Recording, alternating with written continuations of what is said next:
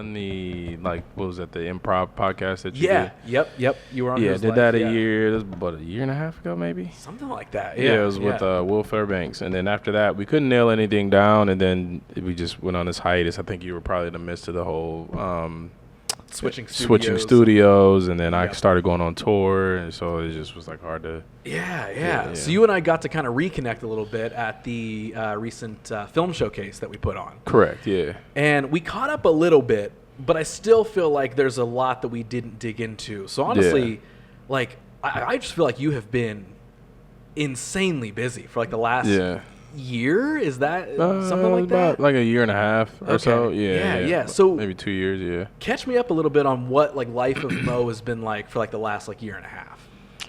Man, it's been a whirlwind of stuff. I mean, from a personal standpoint, just between like my kids and my son, he's 2 years old now, and then I was on the road with Tony Roberts, and then I was also going back and forth to New York. So, and then I still have my day job. So, I was still doing that, 4 or 5 days a week, 4 to 5 days a week. And then, so just kind of managing 2 careers, 2 kids, and then, managing myself, my own mental and emotional health in the process of it. And then, just having a lot of responsibilities. And then that's very high level, right? It's just managing 2 careers. But then there's like the depth of each of those things, where it's like the day-to-day things you have to do to like maintain all those things. So that's pretty much what I've been up to for the last 2 years, just managing and all that. So I want to dig into how you've been managing all those things, but first I also want to dig into like what are you going to New York for? Like, what's the back and forth there? So originally, prior to going on the road, I was going back and forth to New York because that's just where I wanted to gain. That's where I was trying to hone my craft for stand-up. Okay. I made a decision really early on in starting stand-up that I just didn't want to be a glorified open micer. Like, I didn't want to be looking up 3-4 years later and I'm still doing open mics like 5 times a week. Like, I just always been an ambitious person. So, long story short, like I was blessed with the means to be able to go back and forth to New York. At first, I was going back often to just basically hone my craft. I was just figuring it out. I was going to New York, just utilizing my resources, trying to get on the stage as much as I can. Then it's nowadays, it's just me. I have a monthly show in New York. Okay. So I go back once a month or once every other month for this particular show that I co-host and co-produce with my boy Cab Washington in New York. So that's why I go back now, is literally just to do that show once a month. Okay. Now, would you... Because again, it's just been a minute since we've hung out or seen each other at all. Like, do you feel like in the last year and a half has a lot of stuff kind of been picking up when it comes to stand-up and shows and stuff in general? Man, yes and no. Okay. This journey is very much so you have to be prepared before you actually make it for the ebb and flows of like, there's time periods where I'm like, y'all can't breathe. There's so much stand-up going on, which is good because I'm on the road. I'm leaving every Thursday. Like, we got 5 shows this weekend. We got 5 shows that weekend, the next weekend. Like, I'm doing 2 shows during the week. Then I got to fly from here to New York to go do this show. Like, it's crazy. And then during the week, I do content and stuff with social media. And I forgot to add that on there, too. It's just like balancing social medias. And so you was like, man, it's a lot, and I love being busy, but then you have time periods like what I'm going through right now where you're just kind of like twiddling your thumbs, you know what I mean? So it's like I'm at a stage where I'm not big enough on social media to be headlining myself, but I'm also connected enough to where I'm not like dead in the water. But, there's hiatuses where like right now, just because my network is outside of the local scene, it could be real slow sometimes. And then I don't live in a major market. So it's not like if I had this hiatus with being on tour with somebody and I lived in New York, bet there's 1,000 shows a day. I can do 5 shows a day all week until I go back on the road, or I can figure it out. But I don't live in New York, right? And same thing with LA. Like, if I was in LA, I could figure it out. I live in Columbus, Ohio. Like, the local shows are the local shows. So it's, you kind of have to figure it out. And that's the nature of the beast when you being a stand-up comedian, is like, and there's obviously more details to that, but yeah, it's kind of tough sometimes though, because you're not doing nothing. Yeah. Sometimes. How do you manage those, like, again, like the ebb and flows and those slower points? Like, are you the type of person who's like, when things are slow, does it go from like at first being like, damn, things are slow, and then you kind of settle into like, all right, I'm getting some more time for myself or for content or family or whatever, and then we kind of like wait for it to creep back up, or obviously try and get it to creep back up? Or is it just the entire time when things are kind of in that slow season, you're like, I need the next thing, like, let's go? Like, do you embrace the rest, or are you kind of constantly looking for the next thing?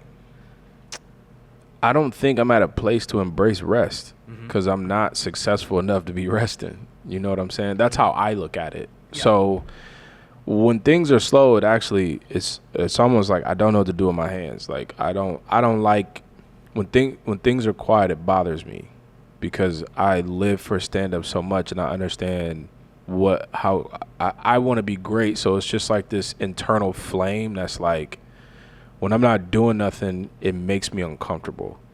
So I always find things to do, but I'm definitely not like, man, let me take this time to rest, right? Yeah. The good thing is the way that life works out sometimes is like hindsight 2020. When you have moments of quietness in one area of your life, it's allowing you to be bright in another area, right? So although it's unbeknownst to you in the moment, whenever I look back on times where I'm like, man, stand-up is real slow right now. But it gave me time to, whether it's figuring out something in my personal life, because I'm like, man, I couldn't imagine I was being that busy and dealing with what I was dealing with personally. And then vice versa. Like, I couldn't imagine dealing with what I'm dealing with personally and then having to go on the road. You know what I mean? So, because I'm such an ambitious person, when it's quiet, like, I'm always thinking, like, all right, what can I be doing? It forces me to have either I'm like, man, I don't have any shows, but like, let me have a pack of 10 new jokes that I can work on when I do get back on the road, right? Or when I get back on the road, whoever's watching me is like, oh shit, he got a whole new 15 or 20 minutes, so he's grown since he's been away. Or write a TV show, start writing sketches, start tapping into other parts of your brain. So for me, it's like I don't like when it's quiet because I'm not at a place to be comfortable quiet, because I think when you're not successful and you get comfortable taking that time of quote unquote rest, you get lazy. You'll never get there because you get too comfortable, and I don't ever want to be comfortable just like chilling. Yeah, it's easy to fall into that complacency feeling of like, things aren't that bad. And so maybe we chill for a little while, and it's like, bro, you ain't made no money yet. You gotta be chilling. Right, you're right. So how long have you been doing stand-up for? Technically speaking, only 5.5 years, and I have to remind myself that because I started in June of 2000. Let me rephrase. I've been doing comedy itself since 2010, 2011, but I was an improv comedian for the latter of 8 years, and then about 6 years ago is when I started doing stand-up. And I always make sure I emphasize that because, like, I'm not like a newbie at comedy. Like, I have a lot of experience being funny. But being a stand-up comedian specifically, technically it's 5.5 years. It's 6 years ago, but the hiatus with COVID, I mean, we didn't have a choice, but I didn't do comedy for like 7 months, 6-7 months, maybe longer, because everything was shut down. And even though Ohio wasn't shut down, the comedy aspect of things was kind of on the shut down side of things. Like, the bar was open, but they wasn't letting us do open mics or any type of showcases or nothing like that. You know what I'm saying? Right, so that's why I say it's 6 years, but I took that half a year off, and I always make sure I count that. So 5.5 years for stand-up, but in total for comedy, I've been doing it for well over, we'll say 15 years. Gotcha. Okay, so I want you to take me back. When does comedy first pop up as an interest for you? Like, is it when you're little? Like, do you see a stand-up special or improv and you're like, this is incredible? Or does it come like later in life when you're kind of searching for yourself as an adult? Take me back to when that first pops up. So if we want to go like to the infancy stages for comedy, for me started when I was a kid. I've always been a comedy buff. I'm a comedy historian. Like, when I was a kid, so there's two parts of this. The first part is my sense of humor. I always attribute my sense of humor to my Aunt Missy. It's my dad's sister. Even to this day, like, she just got one of those comedy laughs. She was always silly, and she used to watch me a lot growing up. And those who know my parents, I mean, my mom is a very serious person, and my dad is just, he's one of those people that's like, he's funny because he's an asshole. It's not because he's like actually funny. Like he be dead serious and he says what he thinks and he doesn't have a filter, but it's just so outlandish that it's funny. You know what I mean? He's not a comedian by any stretch. Whereas my Aunt Missy is like, she's just always been silly. She was just a silly person. And just growing up when I was a kid, she was always cracking jokes, laughing and making me laugh and stuff like that. So I attribute my sense of humor to her. But then the rest of my family also, just like they could be goofy at times, but I kind of developed my own humor just from growing up. And then growing up in my neighborhood with my cousins, I just became witty. And like my personality just kind of naturally developed into just as a person. If you know me, I'm a reserve. I always say I'm an introverted extrovert. So like if you know me, I'm hilarious. I'm very witty. I'm sarcastic. I'm always cracking jokes, roasting people. But then I'm also very quiet. So it's like some days I'll be in school, like I'm roasting everybody in sight. And other days, like I might just be quietly sitting in the corner doing my work. Like that's just how I always been. So that's just like the personality side of it. But as a kid, though, from the time I was the earliest I can remember, like I literally remember being 8, 9 years old watching Def Comedy Jam, Comedy View. I used to beg my mom to stay up every night to watch Comedy View because it would come on BET at 9 o'clock and we had to go to bed at 9 o'clock. So I used to always ask my mom to stay up early so I could watch Comedy View.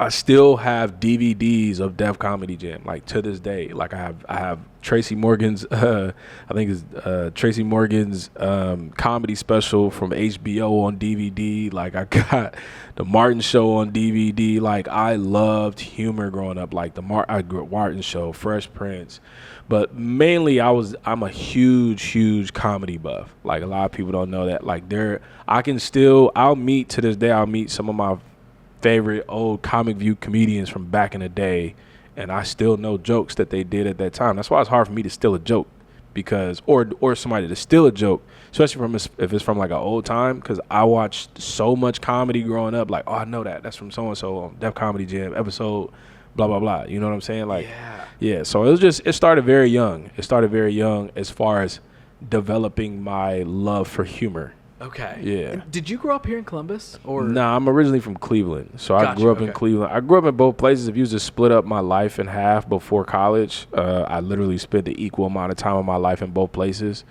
But my adult life has mostly been here in Columbus. But I grew up in both places. Like I've been in elementary school and high school in both Cleveland and Columbus. It's a long story. But yeah, I have friends from both high school and elementary school in both places. Okay. Yeah. So, as you grow up, you're getting older. Teenage years, that's when it's like, okay, what are we doing if we're going through high school? Is college a thing? All this sort of stuff. Lots of decisions to be made. Yeah. Was it like in your mind growing up from the time you started really loving comedy, kind of being surrounded by laughter and all that sort of stuff? Like, was it like a set goal for you? Like, did it become the dream, or was that like, okay. Nah, it didn't. Honestly, it didn't become a dream until, I'll tell you the exact moment.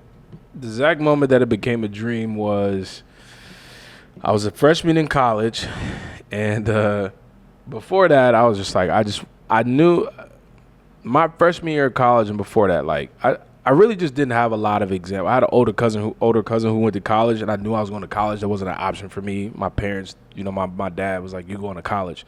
Now, what I was going to do when I got there, no clue. Okay. Study habits, didn't have them. I didn't really have nobody to teach me a lot of the etiquette to be in college, right? Everything that I've gotten to that point in my life, I kind of had to learn on my own. So when I got to college, specifically the specific moment, because I hate when people ask that question and people always usually vague and be like, oh, I don't know, I just kind of grinded every day. I figured it out. Like, no, it's the stupidest answer in the world. Right. But there's this video by Alan Watts. It's called "What Would You Do If Money Was No Object?" I don't know if you've ever seen this video. It's on YouTube. YouTube it. It has millions of views. It's called "What Would You Do If Money Was No Object?" And this was like in the middle of my freshman year. I was an international business major, and I was not because I've always been a very, very intelligent kid. I'm super smart. I've always gotten good grades. Freshman year of college, I was a freshman in college. Like, I was away from home. I didn't have a car. I didn't go to, like, a party school, but it was a party enough school, which I'm thankful for. Because had I gone to, like, a OU or OSU, I'd probably still be there. Like, so I was being a freshman. And obviously my grades weren't bad, but they wasn't good enough for that major. Mm-hmm. And then also I was like, what am I going to do with this major? I don't know nothing about international. It just sounded good. Like I just Googled what would make me a lot of money, and so I watched this video. It's called "If Money Were No What Would You Do If Money Were No Object?" I probably watched this video.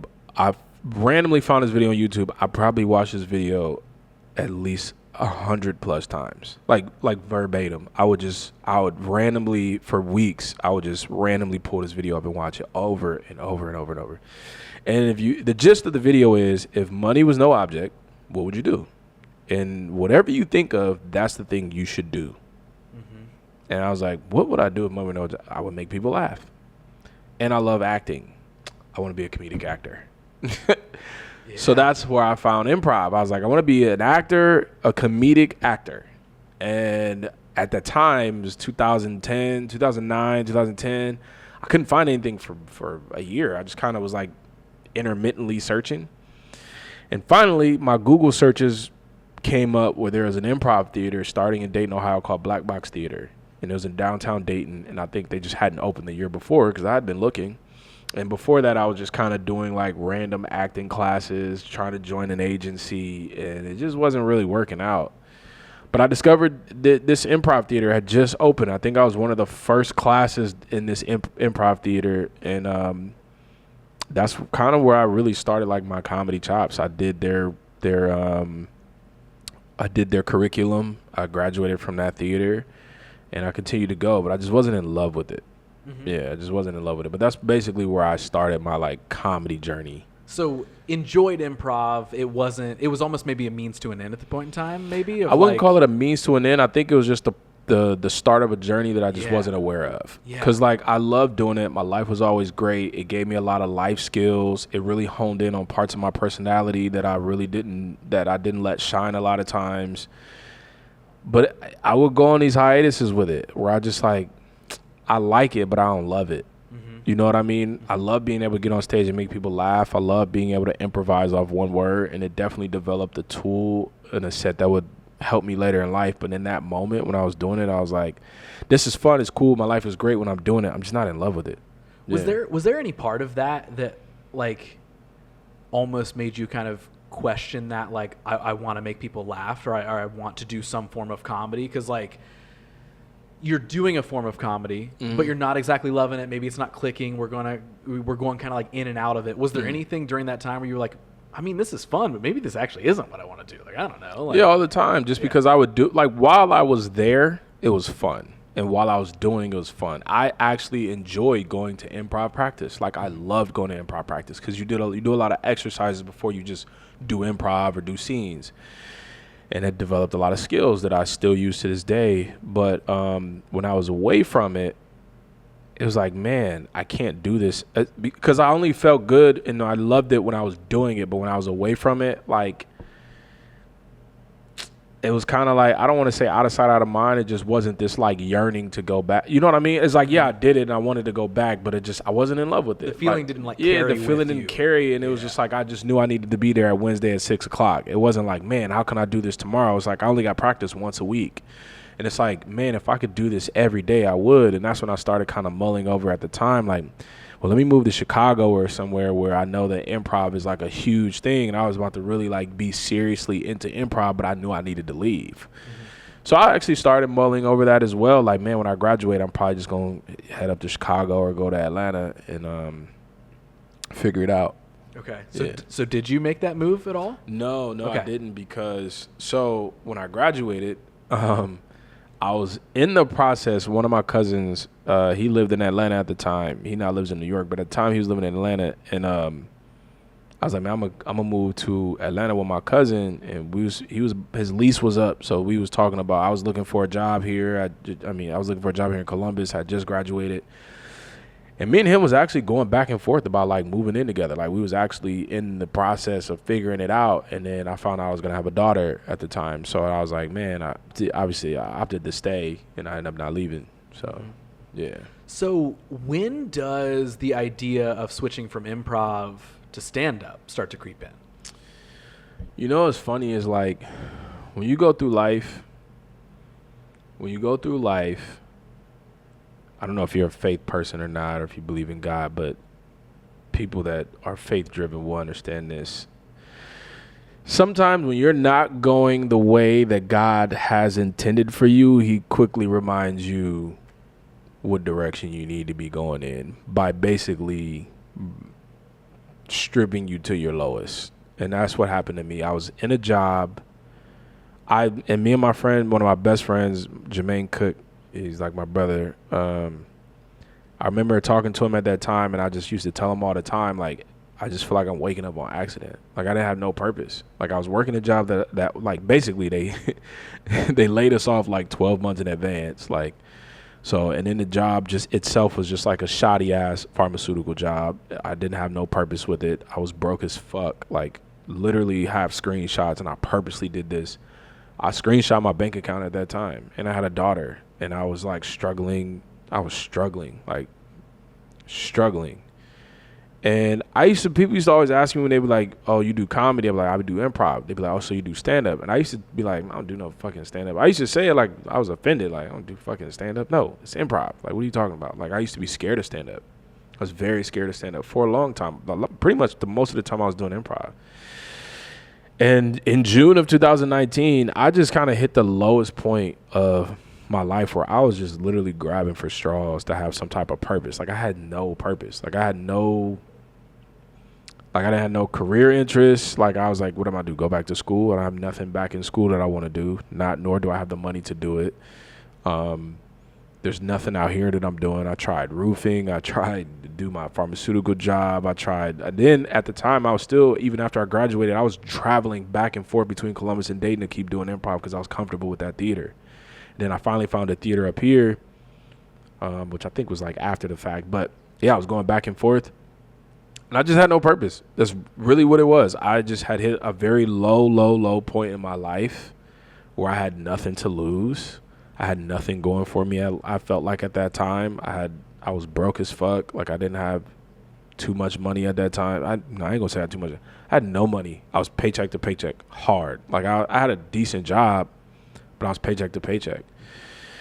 And so I went to an open mic at Shrunken Head in June of 19, and I didn't murder, like, at all.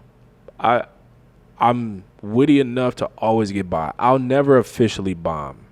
I don't think I'll ever just like bomb because I'm sarcastic and witty enough to crawl out of something and get something if I need to. Mm-hmm. But I wasn't like, I didn't get a standing ovation or nothing. But it was enough that I was like, oh, this is it. Yeah. So in that moment, you feel like there was at least some sort of a spark of, okay, maybe this is the new thing. Yeah, it wasn't just a spark. It was like a clear feeling of like, oh, okay, I love this. So we have that feeling of clarity. Yeah. What do you do with it from that moment? Is it just, do you dive into the open mics thing? Yeah, I just went like head first. Okay. Like, I started researching where the other mics were during the week. I was like knee deep doing mics every single day. I was doing mics. Pretty much, I mean, I had my daughter certain days, but I was doing mics basically Monday through Friday or Monday through Thursday, however much I could, sometimes 2 open mics a day. Like, I went head first doing mics all the time. Like, I was doing as many mics as I could, and just trying to figure out any way I can get on the stage in Columbus. Like, that's all I was doing. That's all I knew. So, yeah, that's all I did was just open mics as much as I could during that first it was like 8 months before the world shut down. Yeah. What was the difference for you navigating from the world of improv to the world of stand-up? 'Cause, you mentioned earlier, like, stand-up was kind of this weird thing that almost felt like another world that I wasn't interested in at one point in time, and also kind of scared of. How did you shake that like kind of scarcity mindset when it came to stand-up? Like, obviously, again, the spark, the clarity that hits, I'm sure that does something. But how do you really make that transition as a comedian to kind of flip into that new gear, into that new world of stand-up? Yeah, that's a great question. So basically, I always explain it as stand-up and improv is like football and rugby. They're two very different sports, but they're very synonymous. So you could take traits from one or the other and get by, but you still got to learn the technique and the rules of that sport. Does that make sense? Mm-hmm. So I defeated a very large learning curve coming over from improv that a lot of comedians take years to learn, like stage presence, experience, being on stage. For me, because I came from improv, when I don't have nothing, I got something. Because I used to have to do an hour show with a one-word suggestion, right? I had to pull scenes out of my, I ain't gonna say pull them out of my ass, pause, but essentially, like, I had to have a lot of tools and techniques to be able to drum up something funny from nothing. So I already had that experience, right? So that's why I said I'm never 100% dead in the water, whereas most comedians, they have to learn how not to be dead in the water, or learn how to crawl themselves, or even just having the mental capacity of memory. Like, people, you got to remember your set when you're on stage, but like, let's say something happens in the crowd, it might throw you off, right? How can you make that funny or get back on track? Because I had exercised my brain in the improv world, there's just a lot of things that I already knew coming into stand up. But the thing about stand up is you still got to learn technique, you got to learn structure, you got to learn how to write a joke, you got to find your voice, you got to know what's funny and what's not. Like, I knew enough about my stage presence and physicality that I knew I could get by, but then I still had to learn how to write a joke, do a joke, practice a joke, hone the joke, and then also like be able to integrate what I knew from improv. So the transition wasn't hard because I enjoyed it more, because it's just me now. If I fail, it's my fault. If I do well, it's because of me, right? It's not like with improv, you could steal the show or you could be in the backseat of a show, right? If you're not doing good, they could just shoot you and get you off stage, and you ain't got to take the brunt if the show sucked, right? Whereas stand-up is all you. It's only you on stage, and I can keep doing it every day. Right, I can go here, there, left, or right. Finding an improv stage is harder than finding a stand-up stage, in my opinion, especially if you don't live in a market where it's profound, right? So for me, it's like, all right, well, the transition it seemed more seamless than most. And I always encourage a lot of comedians who are famous that did improv, they are very big components of like, hey, we recommend doing improv if you're a stand-up comedian. And I agree, because like I said, it just helped me with a learning curve that I didn't have to learn, and I can hone from this level versus the base level to hone my craft and learn my voice. Yeah. So now we established earlier that, like, you know, the version of success that you're looking for in stand-up, like, okay, we haven't maybe met exactly that yet, right? We're like, hey, we're still doing it, we're still figuring it out. Yeah. But during that time when you're really getting started, one, it's bringing you joy, it's fun, it's like, okay, this is what I can sink my teeth into. Yeah. But do you remember any time frame during that where it did feel like you were like, okay, this is kind of starting to work? Like, I feel like I'm actually building momentum. I'm not just doing a thing to maybe fill a void and try something new. And I ask that because I think it's very easy for a lot of people who are trying to pursue either a creative or entertaining endeavor, right? And some sort of performance or whatever it is, to kind of like keep kind of trying to check boxes and just try different things. And like, yes, there are hopefully, you know, all versions of fun for us. Yeah. But there's also that level of, well, you know, something might not click immediately, and we've got some learning curves, and we got to get the reps in and figure out how we keep it fun, but also get more opportunities. And that, I think, can also cause a lot of people just to kind of quickly stop. You know, people jump from one thing to each other. Yeah. They jump from one thing to another. And hey, there's nothing wrong with just trying anything that interests you. And that's okay. You don't have to stick with everything. But there's a difference between like consistency in trying things and inconsistency of giving up a bunch. Right. What was it for you? Like, when did it kind of start feeling like it clicked for you during that time period where you were like, okay, I know I'm funny. I've got the stage presence. I can handle myself on stage. But what was it that really, really kind of helped you continue to chase that and continue to build momentum? Going to New York. Okay. Yeah, going to New York really changed a lot of things for me. One, it opened up my mind up to this world of comedy outside of Columbus, where you learn a lot of good things and bad things, and you also, I've always had like a hard, like I've always had a work ethic. But I think going to New York did a couple things for me. One is it helped me develop because I've done more shows in New York over the course of I want to say 3 years than I've done in Ohio since starting comedy. So the first thing is to help me develop. The second thing is the networking. When you're in New York, you could be on a show with anybody. You might be doing a spot and be on a show with Godfrey, and you might be doing you might be on a spot with all these big name headliners. You go during the week because that's where they going home before they go back on the road. And so because I started to develop this network of people in New York, it helped me get shows in Ohio because they would come to the Funny Bone because they're featuring for so-and-so, or they're headlining, or they're opening for so-and-so. So then you get guest spots. So now I'm going to New York, I'm doing all these shows, but then when I come back home, I get to perform at the Funny Bone because all my friends are coming in town. So it did those two things. And I say this, I'm skipping steps, but my journey in New York wasn't like I just landed my plane and I was doing 10 shows in a week. Hell no. It took me 8 months before I started doing bringer shows. Like I would fly to New York for a weekend. On a Friday, I would probably do one bringer show where I had to muster up 5 to 7 people to get 5 minutes basically. And then the rest of the weekend, I was just kind of like walking through the city and figuring it out. But I got lucky. Nah, I don't want to say I got lucky. This dude I went to college with, he was a comic in the city, but he was kind of a family man, so he wasn't really outside like that. But he introduced me to this other guy, this guy named Ish Gaynor. And Ish is kind of a New York gopher. And so he knew any and everything about the city and the New York scene. So I basically followed him around for like 5-6 months. I would land in town, I would do my bringer show, I would hit him up and literally just follow him around. And he was such a good guy that like, he wasn't one of those people that you'll follow him around. He'd be talking to a bunch of people and he'll introduce you because people would do that. He would take the time to introduce me. Hey, this is my dude Mo. He's a comic from Columbus, whatever. And it was kind of like I had to do the rest. You know what I mean? You can bring an elephant to water, but you can't make it drink. You know what I mean? It's like the rest is like my personality and just the way that I move and just my energy just kind of helped develop and build relationships from there. But he took me to the places. And then once you learn where things happening, when I did fly in town, aside from doing my 1 little or 2 bringer shows that weekend, I would go pull up to some of these other venues that had shows, and those where comics hang. If they're not performing, they're hanging. And so I did that for a good 6-7 months, and I went from doing like maybe 1 bringer show in a weekend to I literally still have my schedule. 1 week I did 15 shows in a week for being in New York, and that's just because I learned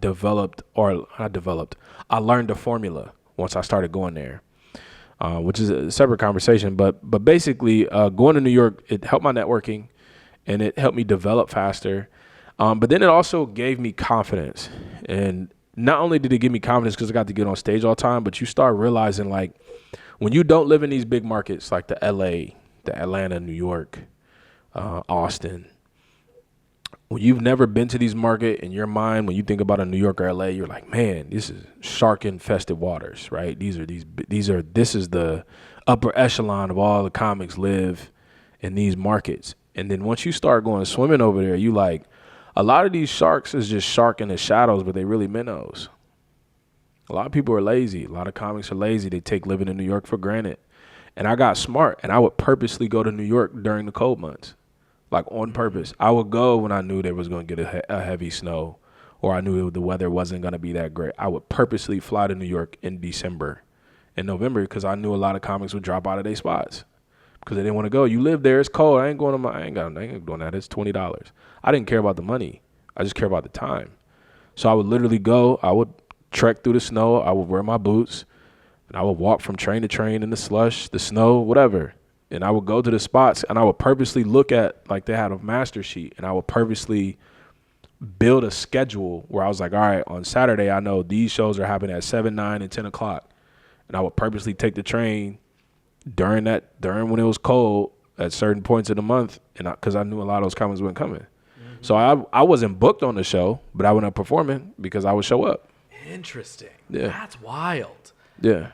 So you mentioned like learning a formula. Is that a part of the formula of just like looking for those opportunities? That's part of it. Yeah, but it's not cold all year. So, So that's part of it during the winter months. But basically the formula was this, like, let's say you do one show. Like you do a bringer show. Let's say the bringer show has 5 comics.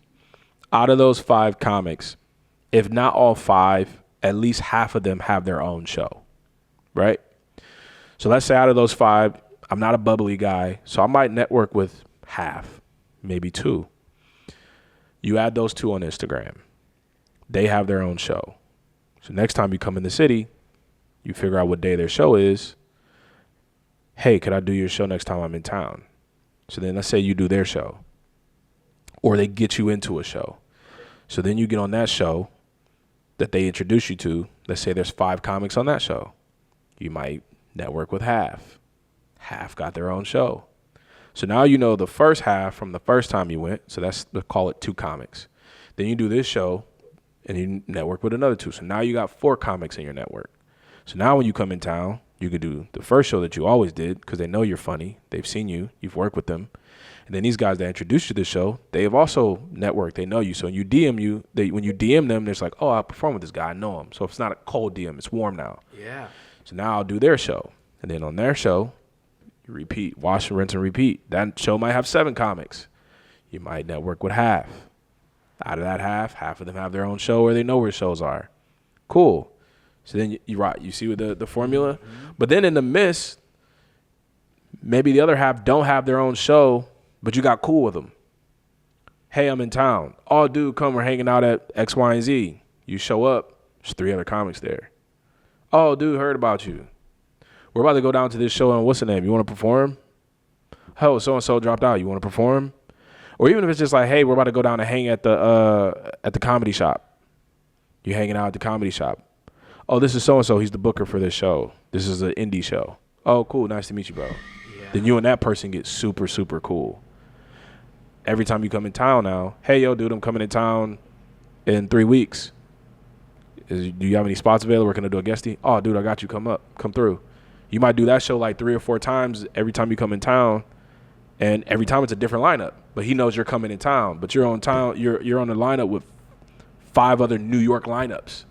So you meet people, so you might click with half. Half got their own show. So you got to think, once you go there long enough and you wash, rinse, repeat with multiple people, multiple shows, you didn't get to the point where you're doing 15 shows in a week. Yeah. And I never lived in New York. I would just fly there and fly home. I would go there it started off going from a Friday to a Monday, then it was a Thursday to a Monday, then it was a Wednesday to a Monday, then it was a Tuesday to a Monday, then it was a Monday to Monday. Then I might stay Monday to Wednesday because I got shows all this time now because you keep meeting people with shows on different days. So, but it took time to do that though. It also took me performing and knowing that like I don't have the same like what's the word I want to use? I don't have the same leeway as these comics to fuck up, basically, right? Like if you're a New York comic and you bomb, but they've also seen you perform 15 times where you murdered 13, 12 times. You had one bomb. Oh, you had a bad show. They don't know me. They don't know me from Adam. So if they let me on this stage at the Black Ass Comedy Show in Brooklyn and I bomb, brother, you won't see that stage. Oh, that's the dude that bomb. I don't even know your name. It's the dude that bomb. I think he's from Cleveland or something. He bombed. Yeah. I couldn't do that. So I had to like basically do well as much as I could every show when I first started going there to like gain some type of like foundation. Mm-hmm. Yeah. So I love that. And I'm also interested. I feel like maybe I know the answer, but you mentioned during that explanation that like, hey, I'm not a super bubbly guy. Mm-hmm. And you also mentioned earlier in the conversation of like, you would kind of almost go back and forth between like, I might be the introverted person hanging in the corner, or I'm the guy who's talking to everybody and all this sort of stuff. Did that introversion ever like creep its way into almost getting in the way of any of this like networking or anything? Or once you're like, is it more of like, man, once I'm on, I know what I'm there for and I'm ready. Mm-hmm. Like, or was there ever any sort of like having to kind of like build yourself up to be like, okay, like, man, I'm tired as shit, or I'm feeling that introversion today. I would love to just like hang and chill and whatever. And I know, we started this conversation being like, yeah, well, the hang and chill time I don't really want to lean into. I want to keep figuring things out. Yeah. But really that like internal, that mental introversion, like does it ever rear its head in any of this stuff where you kind of no? Okay. No. So my introversion is more like during times of like isolation. But if I'm in New York, so let me put it this way, like the introverted extroverted aspect of like networking for me is I'm not one of those bubbly people that just shakes everybody's hand because everybody's hand isn't meant to be shook. And a lot of times you might connect with people that don't want to be connected with, or they're just like assholes. I'm a very much so like, I don't care if you're the CEO, if you're the janitor, I'm a vibe person. Like if me and you ain't connect and vibe on a level, I don't care what you could do for me. I don't think you would value me and I would value you because we're not connecting on that level. And I instantly like stay out of your way. Like I'm not the type of person that's like, this person's giving me weird energy, but like they're so-and-so, so let me still try to linger and hang around and try to force conversation. A lot of comics will do that because they're that thirsty to make it, but they don't know that like that connection or that interaction is either it's not genuine or it doesn't necessarily hold any value for you and that person. So I'm a very much so like, yeah, I would meet these people and I am introverted, but like I understand how I operate when it comes to like, if I vibe with you and I connect and we conversating and I see you and it's like a good energy, a good vibe versus like the contrary, I'll say what's up to you. I'll conversate. But I also take the vibe with like some people will give you that energy when they, oh, what's up, bro? Good to see you. But they don't really conversate or like engage. I'm just a very observative person and I watch people and I'm very, very inquisitive and like intuitive when it comes to like my mind is so complex with human behavior just from experience and just having to grow up a certain kind of way that like I might dap you up and say what's up, but I also might peep you only personable when like status is in the room. You know what I mean? Yep, so that might have a little bearing on how much I engage with you. You might be cool with me. Oh yeah, what's up? Dap me up. Oh bro, good to see you. Whatever. And then we don't really talk too much after. But if I see this comic or that comic that's at this level, you crazy, and they not giving you that energy, and I notice I'm like, oh, you're one of you. Like that's how you move. Like okay, cool. I'll say what's up to you, but like I'm not gonna engage with you in that manner. You know what I'm saying? Because now I know once I'm on, that's when you'll come around and try to be friends. Whereas you have some comics is like when they happy to see you, they happy to see you, and they want to kick it, and they want to hang out, and you vibe with that person. Everybody ain't meant to be vibe with, right? You know what I'm saying? You meet people that's like, you ain't do nothing wrong to that person. Y'all energies just don't connect to where it's like, I want to invite this person to come to my room or come hang out. And I mean my room, like comedy room. Yep. So it's just really, I'm very much so like, it's very connection based. If I link with you and it ain't that kind of energy, or you ain't really that personable, or we ain't vibing on a level, I'm good. I'm not gonna keep hitting you up. You know what I'm saying? Yeah, but I feel like that is like hugely important to even have explained for anybody to hear, because I do think that sometimes people hear the term networking or whatever, and they do think that like, oh, if I'm not shaking 50 hands of all 50 people in this room, then I'm doing it wrong. And, you know, some influencer told me that I got to meet and talk to every single person and ignore you can't do that in comedy, the red flags. I feel like you can't do that anywhere. Like, like, you know, it's like in the entrepreneur world, or creative world, or filmmaking world, like anything that I navigate in, that vibe check is real. Like that like the authenticity read is a real thing. And like I've had plenty of experiences where you're meeting somebody and you can instantly get that read where you're like, oh man, like you're just here to try and look cool or to sound cool. That's really like, what it is. And then some and especially in New York, a place like New York, you'll meet a lot of comics who like they got this New York comic bravado, but it's like if you leave this city, like we on the same playing field. Like this, your material ain't gonna translate because you never left the city, or you lazy. Like you really realize how lazy and how entitled a lot of New York comics are. But also a lot of people like going to New York to get their chops because that's only like a percentage. There's a larger percentage that's like, we really here to get better, and it doesn't matter what stage you on. We all taking the train to get to these spots. Now there's like different hierarchies, right? Like it's like high school where you got you got lower tiers, which is like the New York open micers, and you got the upper tier, the upper echelon, which is the people who are passed at every major club, the Comedy Sellers, the Gothams, the New York. They get a spot whenever they snap their fingers. And you got the people at the bottom that's like, man, I don't even know where to go this weekend, right? And then you got the tweeners, like you got the people in between. They're not quite past the cellar, but they probably doing 8 spots a night. You know what I'm saying? And then you got so there's tiers. But even in that sense, like, you know, it's a lot of comics who like they got that energy, like, oh, I'm a New York comic, like, They got that energy, so it's just like, but for me, that's what I loved about being able to leave and come back, is because I didn't get stuck in that rut of like, you could just tell there's just a certain, you start to mimic the environment more when you're stuck in something for a long time, if that makes sense. You start to become the energy and environment of the city. But yeah, some comics just got that I'm a New York comic attitude, and it's like apparent, you know what I mean? Yeah. But yeah, I didn't network with everybody, because everybody wasn't networkable. Like everybody wasn't like this energy where it's like, oh, I want to hang out with that person or whatever. Like when I go to the city, it's less now because I don't go back as much as I used to. But when I was like in the thick of it, I had a very good handful of comics that like I can hit up as soon as my wheels touch the tarmac, and I can either go up or go hang out, which is the biggest thing. Hanging is like the biggest thing in comedy. You just got to be around, just hang. And once people get a feel for your energy too, that also helps. Just being around and being a familiar face, and that's what helped me a lot too, is like a lot of people thought I lived in New York because I was so good at hanging. I was so good at being a familiar face. I was like I'm always the person that's like, I'm not the center of attention, but it's always like, oh shit, you was there. You know what I mean? Yeah. I'm not doing all the extra stuff. I'm not in the middle. I'm not loud. I'm not a boisterous person, but I'm also personable enough to, like, oh yeah, I did see you there. Mo was there. Like Mo was here too. Yeah. So I'm always, my presence is always there, but at the same time, I'm not like bubbly where I'm in everybody's face. But I always made sure that I was good about hopping around to the different spots where people like to hang at, because I wanted to be a familiar face to everybody, you know? What's one of your favorite experiences from like when you're really going to New York a lot?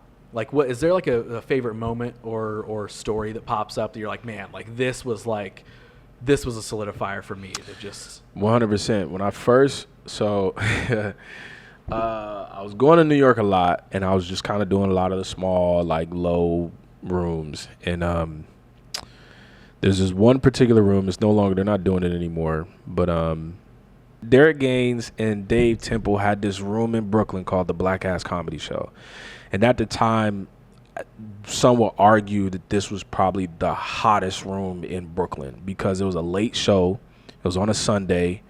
Didn't start till 10:30, 11 o'clock. But this was where, because it was at the end of the week, all the comics came to hang at this show. And it was just the energy, the crowd. Like, it was a small room, probably held like 50, 60 people, but it was just a very rowdy, high energy, like your it felt like 90s New York vibes. Like, it was very like it just felt like that Def Comedy Jam style. And Dave and Derek would like basically co-host it together, but they were so like big energy, like co-host, that they just always had the room lit. Like, it was just one of those rooms.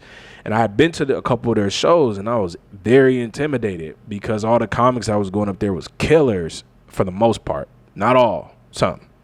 But that's where it was intimidating, because the ones that weren't, it was rough, because New York is New York. New York go New York when you're not doing well. And then they going to let you know you wasn't doing well. But the biggest thing is, aside from the crowd and the energy, all the who's comics hung out at this show. Everybody came to this show to hang out at the end of the week. Everybody was at this show all the time. And so I hit up Dave just on a whim. Like, this is when I was just cold DMing people just to see who would let me on their show. And I hit up Dave, and he let me on the show. He gave me a guest spot for 8 minutes. Most people do 10. Gave me a guest spot for 8 minutes. And I was very, very, very intimidated, because this was like my first like lit room show in New York. This was like the spring of 2021. Yeah, because we went back on, because I started going to New York towards the end of 2020, because we went back so I started going to New York in like the fall of 2020. So this was like early 2021. And I wasn't terrified, but I was nervous as fuck, because I hadn't really battle tested my material before. Like, I was doing all these rooms in New York. I had these New York jokes. And when I say I had the most out-of-body experience, I recorded that set. I had the most out-of-body experience where, like, I never say I murder, I don't do that now, but I genuinely feel like that particular set, like because I was so fucking scared, I murdered. I did. I killed that set because I had a bunch of like not only was like people congratulating me when I got off stage, but I had a bunch of New York comics I didn't know DMing me like, "Yo, that was crazy. You murdered, bro. When you come back in the city, let me know. I got you." Like, and every single time I came back to the city, if I hit them up to get on stage, they let me on stage.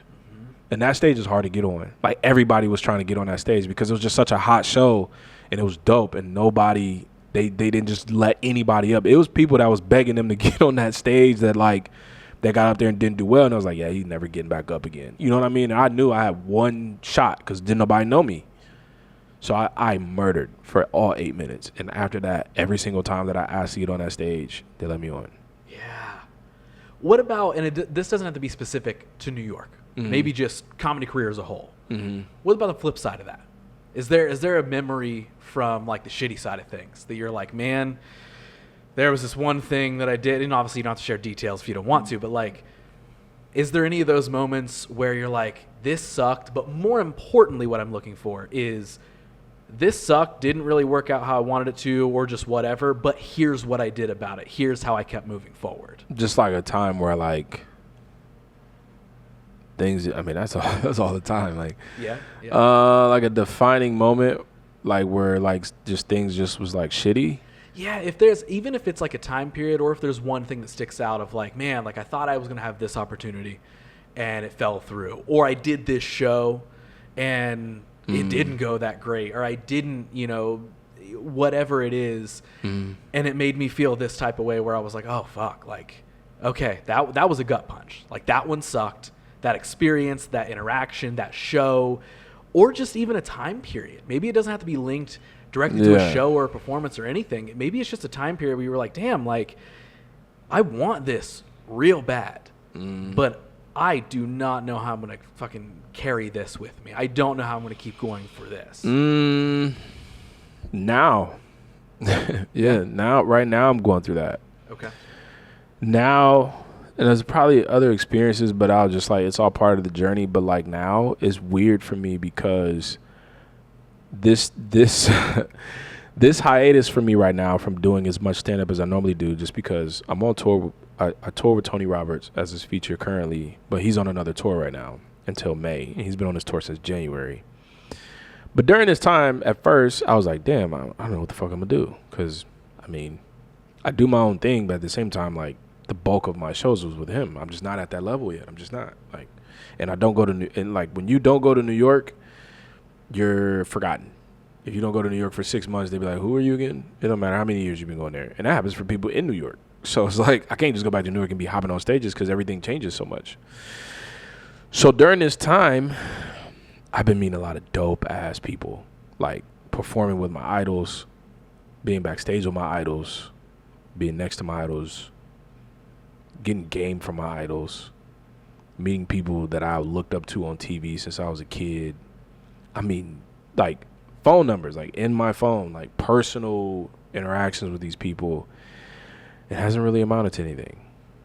So it's like you meet all these people that you're like, man, I got to be with so-and-so. I got to watch this. I was around this. I saw this. I was backstage for this. But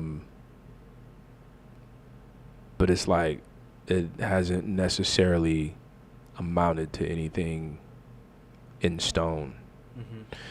And you're just like, what the fuck am I doing? Like, you know what I mean? It's like I'm friends with all these people, and it just hasn't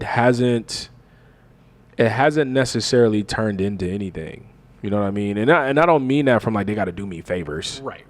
I just mean it's like not even just like opportunities. It's not even like, yo, come hang out and do this, or come help out and do that, or come write on this, or come whatever. And it's not to say that they're not this or that with me. I just think in a phase of like I'm still building relationships with those people, and I'm not expecting them to treat me like I'm their bestie. Yeah. But even people that I'm close to, like it's scarce out here where I'm like, all right, I don't know what to do next. You know what I mean? I don't know where to look. I don't know where to go. I don't know what to do. You're just lost. And a lot of comics are in this stage. But like for me, this in particular, this time period between January and now, met and had some of the dopest, coolest, career experiences and really nothing to show for it, to be honest with you, is what it feels like. Yeah. Although Yeah. it may display itself in the future, which I think it might.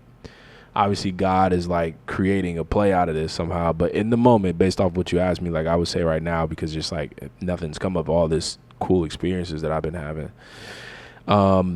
But besides that, like, I don't, there's been moments where like I've been in New York and like no one's available and I have nowhere to go and don't know what to do. And I don't live in a city and I'm spending all this money and I'm just like, yeah, I've had some, what the fuck am I doing here moments, you know? Even here in Columbus, like, I kind of had like a little not falling out, but, just some weird stuff happening with the funny bone at one point. And it was just like, dude, like I just felt like I was catching obstacles from every angle. Yeah. So, yeah, those are probably the main two that I can think of right now. So if we're looking at like this moment, and because I honestly like, and I'm not going to take us on this whole rabbit hole of like my experience with how I relate to what you're saying, because then I would just rant for an hour.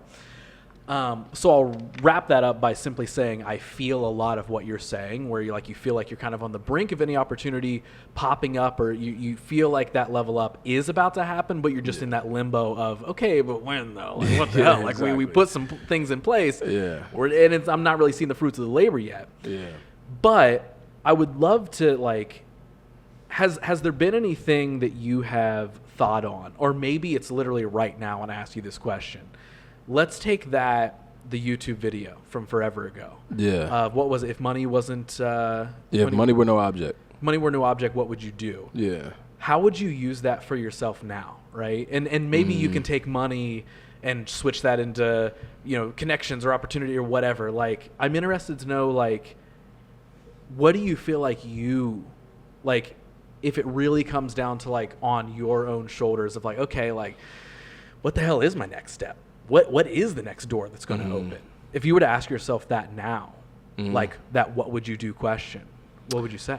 That's a good question. I mean, I ask myself that question all the time, and I think that's what keeps me grounded. Number one, like I think part of what has made me part of the reason why I think I know that I'm going to make it, and one of the reasons I know I'm going to be great, is because money was never the root to what I do. Never. And I think God blessed me with a job that gave me the freedom to be able to chase my dreams, because he didn't want that to be because when you're desperate, you move desperate, right? Fabulous got this line that I always live by is, even when you hungry, never move like you starving. And that's my favorite saying. Like, even when you hungry, I am a hungry comic. Like, I'm hungry. Like, I traveled for guest spots. Like, I go on and on about the sacrifices and dues that I paid, like, for real. And never once was I like, it's about money, because in my mind, it's like, I'm going to get this back tenfold, but I'm not pressed about it, because I understand that you got to sacrifice the time to get where you're going. You got to sacrifice the money. Man, if I was to tell people how much I paid to go to New York for those 3 years, like, it's people's salaries, for real. So money has never been my motivator, because I know long term that's going to come. And comics who think that way early in their career, I'm like, you don't get it, and you're going to burn out, because the money ain't going to be there for a long time, bro. Like, unless you get lucky and go viral right away and you already got the skill set, the headline, dog, you not. But it can happen in 2 to 3 years. We've seen it, but that's still 2 to 3 years. That's still 36 months. That's still 365 times 3, right? You still got a day by, you know what I mean? So I never did it for money. So basically, to answer your question, man, it's like continuing to tap into the creative side of what I think I'm talented doing. And that's, I know I'm funny, I know I'm talented, and I know I need my foot in one door. Like, I always have had, I genuinely feel like for myself, like I feel like I'm like the Damian Lillard of comedy, because like I'm popular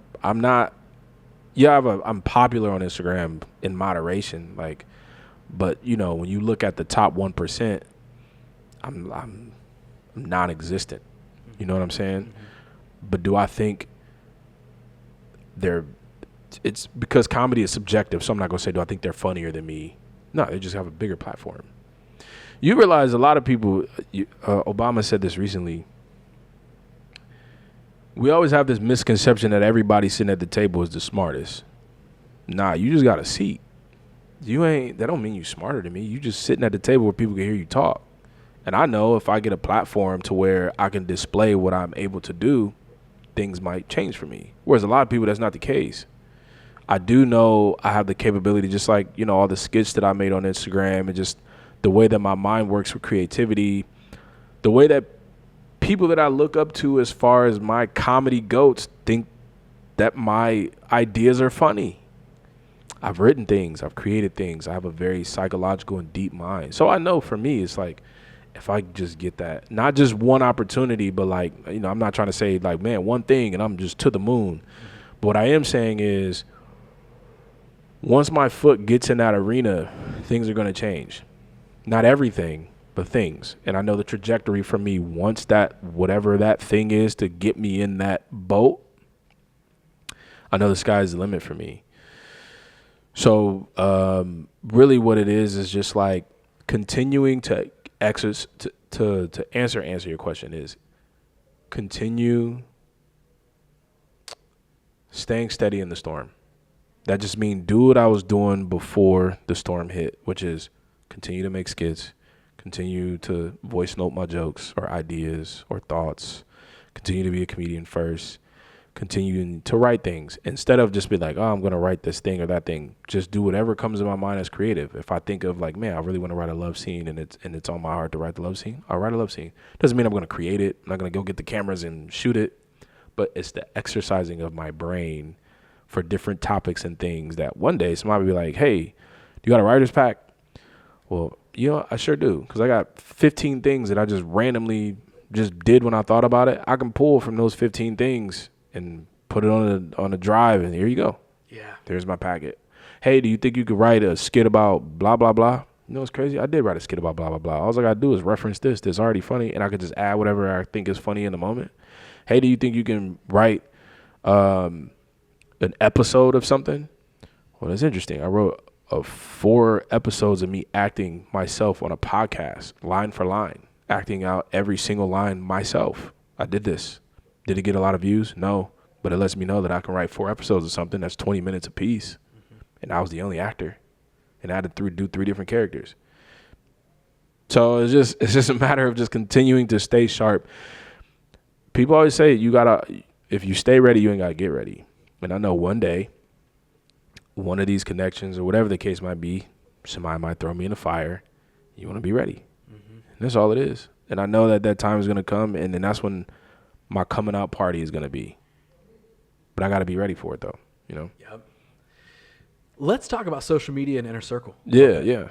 So walk me through like kind of where that comes from. Like when does it pop up? Is it like a thing where you're like, okay, let me kind of like get some reps in when it comes to writing some sketches and acting and all this sort of stuff. Obviously, I'm sure you've done stuff before that, but I feel like that it was a series, it's an ongoing series, and there's been a lot of like clips and content and episodes and all that sort of stuff. Yeah. So explain Inner Circle to me. Like when does that pop up? How does it become a thing? Yeah, that popped up right during the pandemic when everything was closed. I'll be on. I'll give him his flowers now. So Jason Banks, we're not close by any stretch of the imagination, but at the time he was blowing up. Like he was like kind of hitting his prime with all the social media stuff. And to be honest, he inspired me to like start doing stuff online. Before that, I had done like 1 or 2 skits that actually at the time for the followers that I had, this was back in like 2014, they were hilarious. I just didn't stick with it. I didn't do it. And I was in improv at the time, and I'm like, oh, I'm doing improv. I don't need to do skits. And I was like, I ain't gonna do skits. But I did a couple little things, put like 1 or 2 videos together, and then I just didn't do it for like 6-7 years, right? And then towards the end of 2020, Jason was kind of blowing up at the time, and I was like, man, I'm this funny person, and no one knows unless you know me, right? Like, no one knows that I'm actually funny. Like, if you just know me on social media, and even people that do know me was like, I didn't know you was funny, because they got the introverted side of me, like the reserved side. Yeah. So I was like, I need to start putting my thoughts and things on display. So I just started coming up with these random skits that I was doing, And just doing like trial and error, and just whatever I thought was funny, I would just make it, right? And then I still had to learn how to edit and all this other little stuff. And then I was kind of going through like a breakup at like beginning, like towards the end of 2020. I was going through a breakup with this girl, and I was like, man, it would be a good idea if I was just like, what is each part of myself saying right now? Let me back up. I was watching Richard Pryor's comedy special live on Sunset. And if anybody knows Richard Pryor, he does a lot of personification comedy. So personification comedy is basically when you take inept objects and bring them to life. But the comedy part is you make it funny, right? So he would do a bit about the animals in safari, watching the people who are watching them, but he would be talking as the animal, like, yeah, they looking over here, but they don't know I'm going to eat your ass. You fall out that truck. Like he does that kind of thing, right? So I was watching his special, which I've watched a million times, and I was just kind of like going through it with this girl and just kind of feeling in the dumps, whatever. But I was like, man, what am I feeling right now? Oh, I should make that skit. So I made it. It went viral. I was like, okay. No, I lied. The second one went viral. And then I posted another one. That went viral. And I posted another one. That went kind of viral. And I was like, oh, this is it. And then I'm such a creative person that I'm like, I'm just going to keep doing it. And that's what I did. I just kept doing it. And here we are 3-4 years later. The downside is like you're kind of at the mercy of algorithms, and it don't matter how much you can post all the time, and I have my stuff blow up, but I literally had to market myself. Like the algorithms just wasn't fucking with me at the level that the 0.01% get, right? Some people just get lucky, and you get caught in that cycle of the algorithm, and they blow your shit up, and you ain't got to do nothing, and then you're overnight success. Like that's truly luck. Whereas for me, I got smart. So what I did was I took my most viral post. I took my most viral post, which was my second post that I ever made. But by this time, I had made probably 20 videos. And I took my most viral post out of that 20, and I made it an ad. And I just continuously ran that ad. So when people came to my page, they stayed because they're like, oh, this is funny. What is this? And they'll go to my page. Oh, there's 20 more. Mm-hmm. Oh, and he makes them all the time. I'm going to stay here. So I did that on TikTok and Twitter, or Instagram and TikTok. And I just kept going with it and going with it and going with it and going with it. And then I was like, all right, let me find a way to like expand my creativity. Try doing like, you know, I tried expanding from just like being on my couch. And that's when I came up with the podcast idea and this and that, just finding creative ways. But unfortunately, like I said, like I'll go on like these hiatuses because I would get burnt out where I'm just like, fuck, bro. It's a lot. It's doing Inner Circle is a very tiring thing because the production part. And my production was different because I would have music. I would always add like different psychology, like different things. Like I would have a very different, because there's other people out there that also do it, but they're women mostly. I think as far as I know, I'm the only male creator that does this. But there's 2 female creators that do it, but they blew up. Like, you know, one is bigger than the other, but like, and one actually started before the other, but the one who started later is actually the biggest. Like she's the one with like millions of followers, and she's over in England. And the girl that's here, like, she got a couple 100,000, but she also, you know, some things have like gone well for her to push her along in her career. But neither of them are comedians. Mm-hmm. Like they're not comedians. They're not stand-up comics. I'm a stand-up comic. So for me, the social media thing was a means to an end.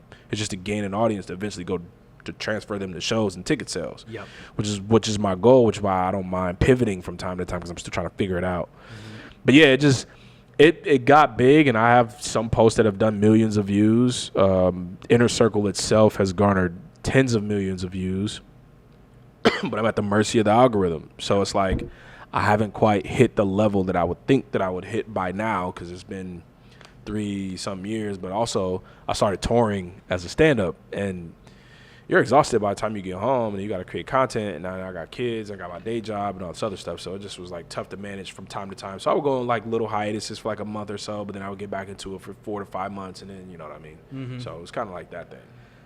So when it comes to, you know, whether it's recent, whether it's over time, whatever it is, when it comes to that balance of, you know, we're balancing not only ourselves, but also we've got a family. Also, we've got, you know, we're trying to make the content. We're trying to keep up with social media when we're feeling it, while also looking for the real life opportunities in the shows and all this sort of stuff. Yeah. When it comes to navigating all of that, up to this point, if there was like one major lesson you feel like you've learned, what would that be? With like navigating everything. Yeah. Consistency is key. I keep saying like these like these like they're not cliche, but like these isms. Consistency. Mm-hmm. Continuing to do something long after the mood has left you. That's not the complete quote. I don't know why I'm drawing a blank on that quote. it was by Eric Thomas. But consistency. Yeah. That's literally all it is. Is just like make a schedule and stick to it and do it when you don't feel like doing it. Mm-hmm. Because that's going to keep you going, and that consistency is what's going to get you there. And I normally have that. I'm human. I'm not perfect, and life be life, and different, and then you go through creative spells where you have writer's block, and just things ain't really clicking. Your personal life might be shit, like kids going crazy. You might be having some money struggles, like all kind of things could come up to cause you to be like, I really don't feel like making a skit. But yeah, I kind of got to a point where like, all right, Mondays and Tuesdays, Mondays I film, Tuesdays I edit, Wednesdays I post, Thursdays I film, Friday I'm out of town, Monday I'll shoot. Like, so I'm writing throughout the week. So it's just like trying to find some type of schedule to maintain, because it's tough because you got to know what you're posting. And then for me, I posted and ghosted. Just because if you worry too much about it, it could fuck with your mental when it's like, damn, man, I really put a lot of effort into this post and it only did half of the views. And it's just like, did even half of those people actually watch it? Did they see it? Did the algorithm actually even, like, it's some posts I made where I go, I know this is fire. This is more fire than the thing that went viral. Mm-hmm. But then you look at the impressions and the views, it's like, oh yeah, well, they only showed it to 500 people. Yeah. Yep. And I don't get to choose that thing. And they'd be like, oh, just post the algorithm. The more you do that, like, no, it's really luck of the draw. Yeah. Yeah. It really is. A lot of people try to, oh, it's such a science. There is to a degree. Mm-hmm. Once you're in the cycle, you're in the cycle. But it's like, I think of it as this tornado of, the algorithm is a tornado. And if it gets lucky to swoop by you and suck you into the algorithm tornado, you're good for however long you can figure out how to be in that tornado, right? And some people, they just get lucky to be standing in the right place at the right time. They didn't do shit, and then they figure it out after the fact, right? Mm-hmm. And then you got some of the best creators just sitting in the corner of social media and don't nobody know who the fuck they are. Some of the best writers out there don't nobody who the fuck they are because they just didn't get sucked up in the cyclone. And they posting just as much as anybody. Or you might be shadow banned for no reason. You don't even know why. But then you go, like, TikTok is very tough for me to stomach TikTok because, I have 30,000 followers and I'm only getting a couple hundred views on things or 50 views. And it's like, this doesn't make sense. But we live in a culture where views fame outweighs talent. And it's just like, you just got to post until the right person sees it. Which sucks. And I'm not a person that's going to wait. I'm a go-getter, ambitious kind of person where I reach out to people. I try to do something to get in front of the right person. I'm not a sit and wait. Everybody has their own opinion about success, but I'm not, bro, you sit and wait. You're not the only one sitting and waiting. I need you to see me because then I want to earn my opportunity, So yeah, I think that social media, it can be a gift and a curse when you're trying to figure it out still, because it's like you got to do all this work, but then you're at the mercy of something picking you. Mm-hmm. And it's like, man, so many talented people that nobody know about. If I were to ask you what your why is, do you have an answer? Man, what is my why? I'm going to be cliche at first. Obviously my family. My kids, be an example for my kids that they can achieve whatever they want if they try and be ambitious enough. But my other why is trying to recreate a cycle of wealth and opportunity in my family. Most black families in America started from nothing and they still got nothing. A lot of black families that did make it, we weren't really taught how to keep it. But then you have families, but that's all monetary though. I want to create not only just opportunity, not only just wealth, but opportunity in my family, right? if I'm in a position of success, I don't have to just like hand everybody thousands of dollars, because 9 times out of 10 they're gonna lose it or spend it anyway because they never had money before. What do you expect them to do? But if I give you an opportunity, well, then that changes your knowledge, it changes your experience, it changes a lot of things for your generations to come, right? If I'm in a position to hire you or put you on or bring you somewhere or do something like for all these family members, that changes things. So that's the bulk of my why, is that. But then obviously there's a selfish why where it's like, I want to be great. I want to feel fulfilled. I want to be well respected in my field. Those are probably my main whys. Yeah. Mo, I got one final question for you. Yeah. And we're going to wrap this thing up. Yeah. Unless there's anything major you feel like we haven't covered or talked about. No, it's your podcast, man. I don't want you to walk out of here and be like, dude, I can't even believe we didn't even get into this thing or this story. Like, so barring any major stories like that. Yeah. Final question. Yeah. I ask the same question at the end of every single episode. Yeah. So right now we're going to play pretend a little bit. And I want you to pretend that everybody in the world is listening to you speak. So you got a live mic. It's attached to every single person everywhere. We're throwing logic out the window. They can hear you. They can understand you. You get this one moment to share one thing with everybody. Yeah. What do you really, really want them to hear more than anything? Oh, man, that's a lot of pressure there. No, I'm just kidding.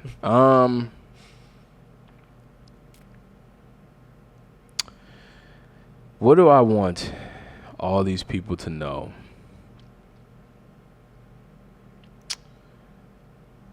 If you think you can do it, you're right. If you think that you can't, you're right.